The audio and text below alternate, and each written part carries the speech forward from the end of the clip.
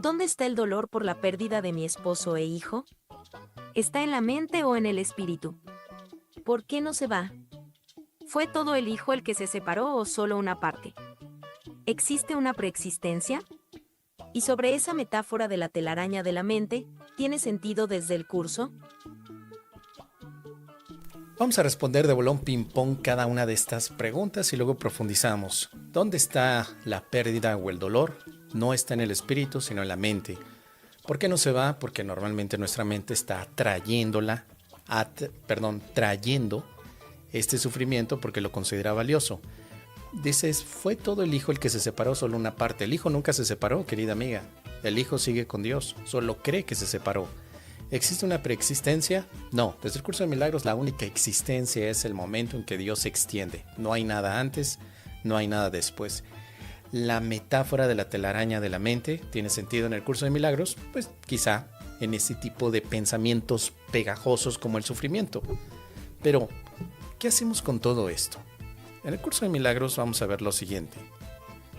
El sufrimiento, que sigue siendo una elección de pensamiento, algo que elegimos pensar y que luego tiene implicaciones a nivel emocional, se puede llevar ante el Espíritu Santo, que sabe que cualquier forma de sufrimiento es ilusoria. Como dice aquí, Él no ve diferencias donde no las hay, y te va a enseñar a ti, querida Organia, cuál es la causa de todas estas formas ilusorias de sufrimiento. Ninguna tiene una causa diferente de las demás y todas se deshacen fácilmente con una sola lección. Pero fíjate esto, querida amiga, se deshacen fácilmente. El sufrimiento puede ser superado fácilmente. Es algo que normalmente no escuchamos. Generalmente creemos que el sufrimiento es algo muy complicado de trascender. Para el curso de milagros no es así. En realidad es muy fácil deshacerlo. Lo primero que tenemos que entender es que podemos aprovechar esa posibilidad y segundo, utilizar a la expiación. Dice aquí que con una sola lección que realmente se haya aprendido. La salvación es un secreto que solo tú has ocultado de ti mismo. Quiere decir que entonces la aceptación de la expresión del amor, que es lo que quita el sufrimiento, está a tu alcance. No tienes que hacer grandes cosas para poder vivir sin sufrimiento. Pero sí tienes que hacer mucho para mantener el sufrimiento en tu vida. Estar constantemente recordando la pérdida, estar constantemente en un estado de alejamiento de oportunidades amorosas o estar simplemente en un estado de culpabilidad. Sufrimos por la culpa. No sufrimos por lo que los demás nos hacen, sino porque nos identificamos como culpables que tenemos que estar pagando algo. Y esto no es así. Parece como si viéramos que lo que nos pasa, incluyendo el tema de tu esposo, fuera un aspecto de venganza, como si la vida se estuviera vengando. Y luego lo que me compartes en ese correo tan extenso, en el que tu país se está vengando de todos aquellos que tienen algún tipo de deseo de superación. Verlo de esa manera no ayuda para nada. Lo único que hace es que sigas sufriendo de una manera constante. Si tú quieres vivir en paz, tienes que aprender a ver las cosas de otra manera. Por eso es que dice aquí que la salvación es un secreto que solo tú te ocultaste a ti mismo. Dios no te está ocultando tu felicidad. Si esto es verdad, yo me estoy ocultando todo.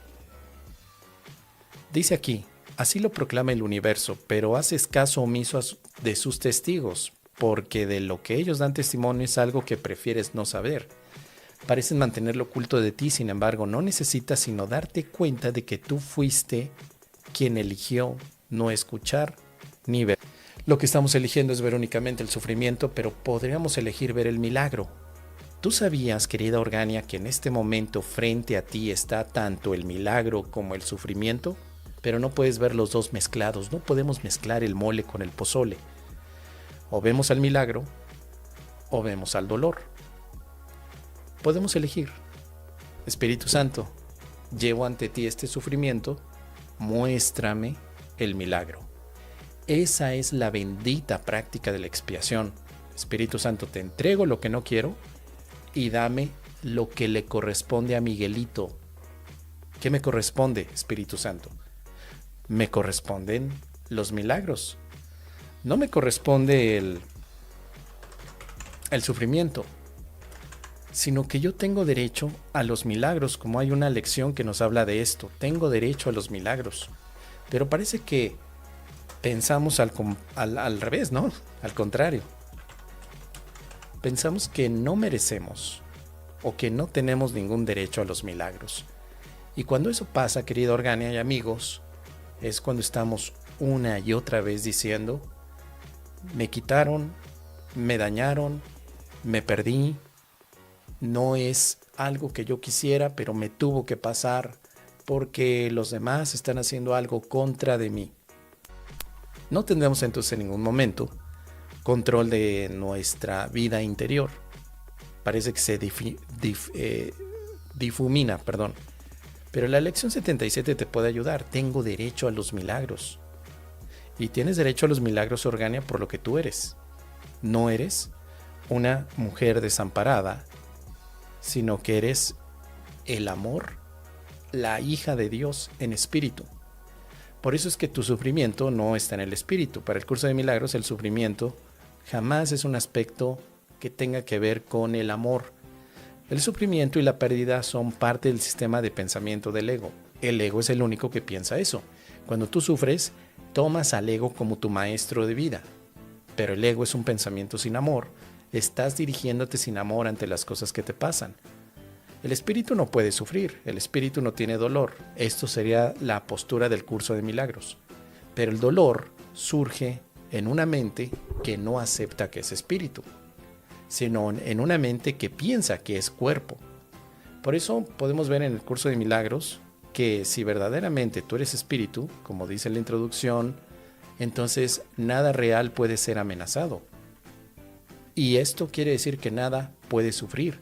El Hijo de Dios no puede sufrir si reconoce su verdadera identidad. Tiene que darse cuenta el Hijo de Dios que de verdad nada le puede quitar su paz. Pero la mente del Hijo de Dios puede creer que algo se la quita. Entonces solamente es un aspecto de confusión. El curso de milagros te ayuda a quitar la confusión o dejar de hacer mezclas del mole con el pozole. No es lo mismo. Si tú llegas a perder algo en la forma, recuerda que las formas son cosas ilusorias, no son reales. No existen verdaderamente como aspectos de la realidad amorosa. Cualquier aspecto ilusorio tiende a irse. Pero el amor que eres y el amor que le puedas tener a tu esposo es para siempre. Ahora, en otro punto tú decías, bueno, ¿todo el Hijo de Dios se separó? El Hijo de Dios jamás se separó. La separación jamás ha pasado. Muchos estudiantes creen que sí, pero el curso jamás dice que haya habido una separación de manera real y contundente. Solo te dice que el Hijo cree que se separó, está soñando un sueño de separación, pero nunca está viviendo una realidad separativa. Solo cree.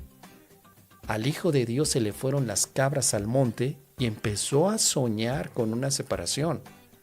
Ahora, todo el Hijo de Dios o una parte, obviamente no aplicaría la pregunta porque jamás se separó, pero el Hijo puede creer que completamente se separó.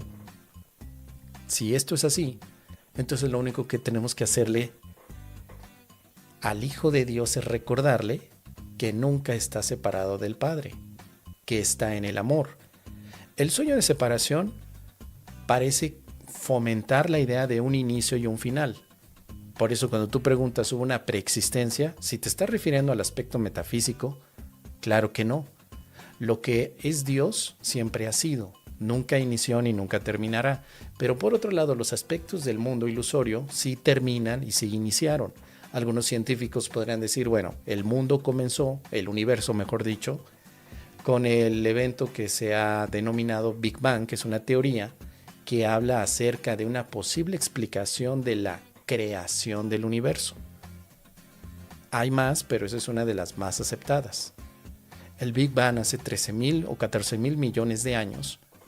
Todo comenzó en el momento que algunas partículas empezaron a extender o explotar y hacer reacciones químicas que llevaron al instante de inicio del tiempo y del espacio. Pero es una explicación obviamente desde un punto de vista científico.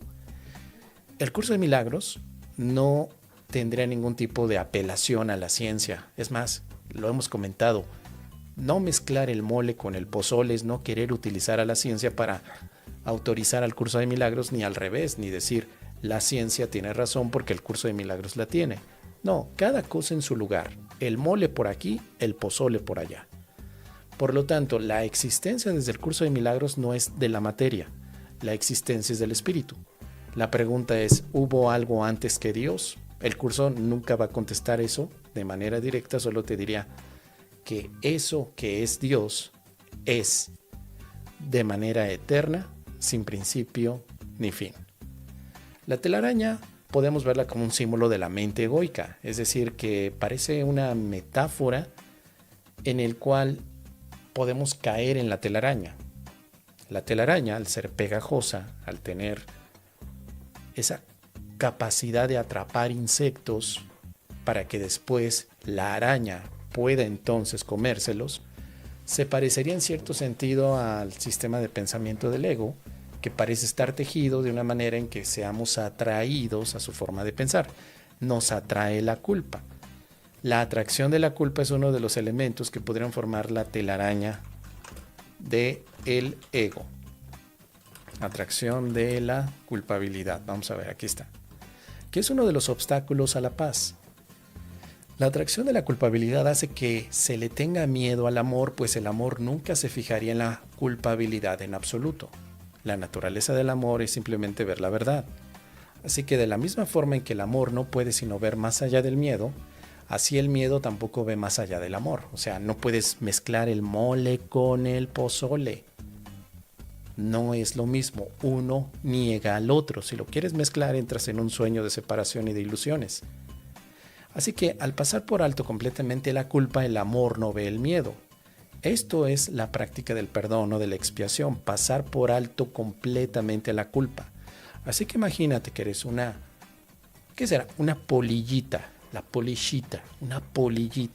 Tienes la telaraña del ego, algo te llama porque brilla la telaraña, y ese brillo podría ser como la culpabilidad que te dice ven, ven, ven, pero si caes ahí, te sientes atrapada. Así que lo que se te invita es como polillita amorosa que dejes pasar la telaraña y sigas adelante en tu camino a la luz. La telaraña nunca es el lugar donde tienes que estar. Eres entonces, como dice aquí, un mensajero de amor en el que hay mensajes que se envían y que se reciben, pero en ningún momento tienes por qué quedarte atrapada en la pérdida que ha representado tus experiencias en este mundo. Todos tenemos pérdidas, no solamente tú, querida Organia, pero todos somos amor, no solamente tú. Y el amor es lo que rige nuestras vidas. Sí, tomamos esta decisión milagrosa. ¿Ustedes qué opinan, queridos milagronautas? Déjenme aquí sus comentarios al respecto.